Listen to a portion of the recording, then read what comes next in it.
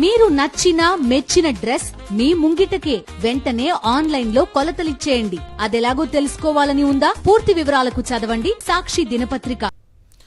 విజయవాడలో ఓ వీఆర్ఓ వరద బాధితులపై చెలరేగిపోయింది. మంచినీరు, ఆహారం తమ వీధుల్లోకి అందలేదని ప్రశ్నించినందుకు పోలీసుల ముందే దాడికి దిగింది. బూతులు తిడుతూ బాధితులపై విరుచుకుపడింది. భోజనాలు, మంచినీరు అందడం లేదని ప్రశ్నించినందుకు ఇలా ఓ వీఆర్ఓ వరద బాధితులపై చేయి చేసుకోవడం విజయవాడలో వివాదానికి దారితీసింది. వారం రోజుల పాటు వరద నీటిలో చిక్కుకొని తాగడానికి మంచినీరు, తినడానికి తిండి లేక విజయవాడ వాసులు పడిన కష్టాలు అన్నీ ఇన్ని కావు. తమ వీధిలోకి ఎందుకు రాలేదని అడిగిన బాధితులకు నచ్చజెప్పాల్సిన వీఆర్ఓ ఇలా సహనం కోల్పోవడం విమర్శలకు తావిస్తోంది. వీఆర్ఓపై చర్యలు తీసుకోవాలని బాధితులు కోరుతున్నారు. మరోపక్క ప్రజలే తనపై దాడికి దిగారని అధికారులకు వీఆర్ఓ ఫిర్యాదు చేసింది.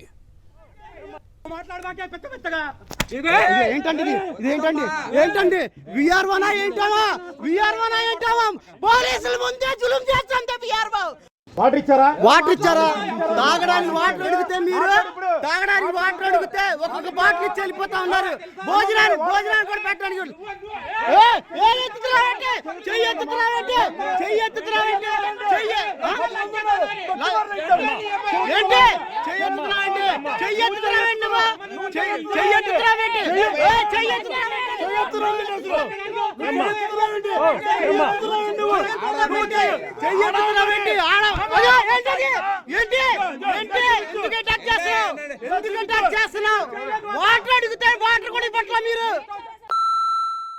రోజు ఏంటమ్మా నువ్వు నీళ్లు కూడా పంచట్లేదంటే అడిగిన దానికి ఆమె రివర్స్ అయ్యి నువ్వు డ్యూటీ చేయట్లేదు అన్న మాటకి అన్న తర్వాత ఆమె వీడియో స్టార్ట్ చేసింది.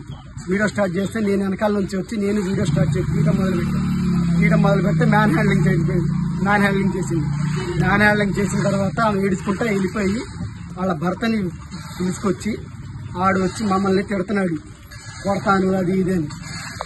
పోలీసులు కూడా వాళ్ళకి సపోర్ట్గా ఉన్నారు. వాళ్ళ పోలీసుల ముందే తిడుతుంది. పోలీసుల ముందే వాళ్ళ భర్త వచ్చి మమ్మల్ని చంపేస్తానని మా వార్నింగ్ ఇచ్చి వెళ్తున్నాడు.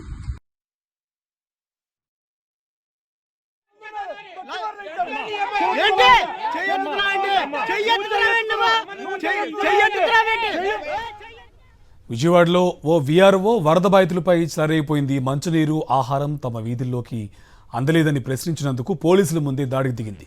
ఇదే అంశంకు సంబంధించి మరింత సమాచారం మా కరెస్పాండెంట్ సురేంద్ర మనకి ఫోన్ లైన్లో డీటెయిల్స్ అందిస్తారు. సురేంద్ర, వరద బాధితులపైన వీఆర్ఓ చేయి చేసుకుని బూతులు తిట్టిన విజువల్స్ మనకి క్లియర్గా కనిపిస్తున్నాయి.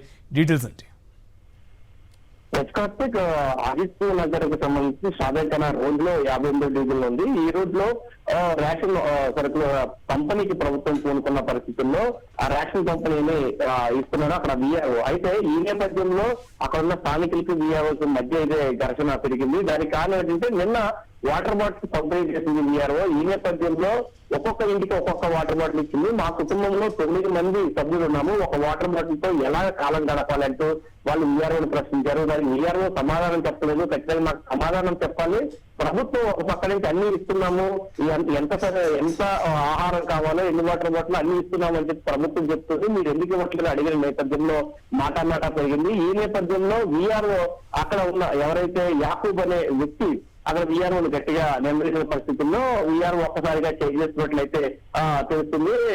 అయితే వీఆర్ఓ కూడా చెప్తున్నారు, మేము ఈ విషయాన్ని పై అధికారుల దృష్టి తీసుకెళ్లామని చెప్పి వీఆర్ఓ కూడా చెప్తున్న పరిస్థితి కనిపిస్తుంది. ప్రభుత్వం పూర్తిగా అన్ని ఇస్తున్నామని చెప్తూ అరకొరగా ఇవ్వడంతో అధికారుల మీద ఆ భారం అంతా పడుతున్న పరిస్థితి కూడా కనిపిస్తుంది. అధికారులు కూడా దాదాపు ఒక 10 రోజుల నుంచి అక్కడ పూర్తిగా ఆ వర్క్ లో ఉండడము, ఆ ప్రెస్టేజ్ కూడా వాళ్ళలో కనిపిస్తుంది. దానిని ప్రజల మీద చూపిస్తున్నారు. అయితే అధికారులు తమ ప్రెస్టేజ్ ఉంటే పై అధికారులు చెప్పాలి తప్ప కింది స్థాయి ప్రజల మీద చూపించడం కరెక్ట్ కాదనే ఒక వాదన కూడా వినిపిస్తున్న పరిస్థితి. అక్కడ ఉన్న ప్రజలంతా కూడా వీఆర్ఓ వైఖరి మీద కూడా కొంత అసహనాన్ని వ్యక్తం చేస్తున్న పరిస్థితి అయితే కనిపిస్తుంది. ప్రభుత్వం నుంచి సరిగ్గా ఆ సరుకులు అందకపోవడంతో మేము ఏ విధంగా ఇవ్వాలంటూ కూడా వీఆర్ఓ కూడా ఇటు ప్రశ్నిస్తున్న పరిస్థితి కనిపిస్తుంది. ఈ అంశం అటు తిరిగి పూర్తిగా ప్రజల్లో వ్యతిరేకత తీసుకొచ్చే పరిస్థితి అయితే కనిపిస్తుంది. Right, thank you Surendra.